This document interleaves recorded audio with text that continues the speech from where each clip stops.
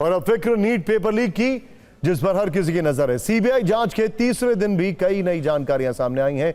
आज इस केस में गिरफ्तार 5 अभियुक्तों को सीबीआई ने दिल्ली की राउज एवेन्यू कोर्ट में पेश किया, जहां से एजेंसी को 7 दिन की रिमांड मिली है। इन अभियुक्तों को अलग अलग राज्यों से गिरफ्तार किया गया है।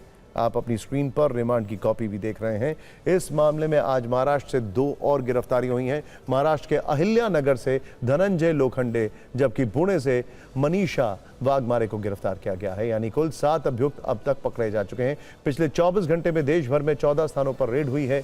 सूत्रों के मुताबिक सीबीआई की नजर नीट यूजी की परीक्षा करवाने वाली एजेंसी एनटीए पर भी है। एनटीए और दूसरे विभागों के उन अधिकारियों की पहचान करने की कोशिश है जिनकी भूमिका पेपर लीक में हो सकती है। इसी सिलसिले में कल रात सीबीआई की टीम एनटीए दफ्तर भी गई थी, जहां अधिकारियों से कई जानकारी मांगी गई थी। एनटीए से पेपर तैयार करने, उसे छापने, पेपर को सुरक्षित रखने और एग्जाम से पहले पेपर को अलग अलग राज्यों में भेजने में शामिल लोगों की भूमिका के बारे में पूरी जानकारी मांगी गई। सूत्रों के अनुसार सीबीआई को 50 से ज्यादा ऐसे लोगों की जानकारी मिल गई है जिनके जिम्मे नीट पेपर को सुरक्षित और महफूज तरीके से पूरी प्रक्रिया को पूरा करना था। सूत्रों के अनुसार सीबीआई ने उन तमाम लोगों की भी फाइनेंशियल डिटेल्स बैंकों से मांगी है।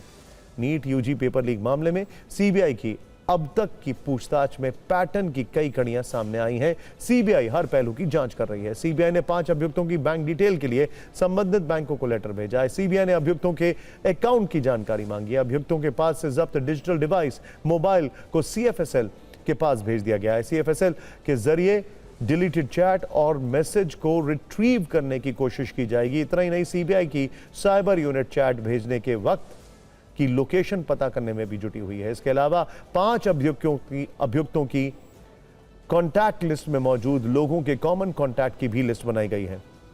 इनकी पहचान भी की जा रही है। चैट हिस्ट्री और डिलीटेड डेटा को रिट्रीव करने के लिए भी लिस्ट बनाई गई है। एनटीए के अधिकारियों से भी सीबीआई ने कई जानकारियां जुटाई हैं। सीबीआई जांच में और भी कई जानकारियां सामने आई हैं। सूत्रों के मुताबिक अप्रैल 2026 में नासिक के शुभम ने गुरुग्राम के यश यादव को बताया कि मंगी लाल ने अपने छोटे बेटे के लिए नीट यूजी का लीक पेपर दिलाने की मांग की थी। सूत्र बता रहे हैं कि इसके लिए 10 से 12 लाख रुपए की डील तय हुई थी। मंगी लाल नाम के शख्स ने व्हाट्सएप पर यश यादव से संपर्क कर लीक प्रश्न पत्र मांगे थे। अभियुक्त शुभम ने पैसे के बदले लीक पेपर उपलब्ध कराने की बात कही थी। 29 अप्रैल 2026 को शुभम ने यश यादव से 10वीं और 12वीं के ओरिजिनल दस्तावेज, नीट का रोल नंबर और एक बैंक चेक सिक्योरिटी के तौर पर मांगा था। अभियुक्त यश यादव ने अपने एक दोस्त यश कक्कड़ को मंगीलाल से दस्तावेज और चेक लेने भेजा। यश कक्कड़ ने दस्तावेज और चेक तो ले लिया, लेकिन उन्हें आगे शुभम तक नहीं भेजा। शुभम ने दावा किया था कि वो फिजिक्स, केमिस्ट्री और बायोलॉजी के करीब 500-600 सवाल देगा, जिससे अच्छे नंबर आ सकते हैं और बड़े मेडिकल कॉलेज में एडमिशन मिल सकता है। 29 अप्रैल को यश यादव को टेलीग्राम पर पीडीएफ फाइल के जरिए लीक प्रश्न पत्र मिले। बरामद पीडीएफ में फिजिक्स, केमिस्ट्री और बायोलॉजी के पेपर के साथ शुभम और मंगीलाल की चैट भी मिली। जांच में सामने आया कि मंगीलाल को गुरुग्राम के यश यादव से नीट यूजी 2026 का लीक पेपर मिला था। डील ये थी कि अगर करीब 150 सवाल असली पेपर से मैच हो जाते हैं तो 10 लाख रुपए दिए जाएंगे।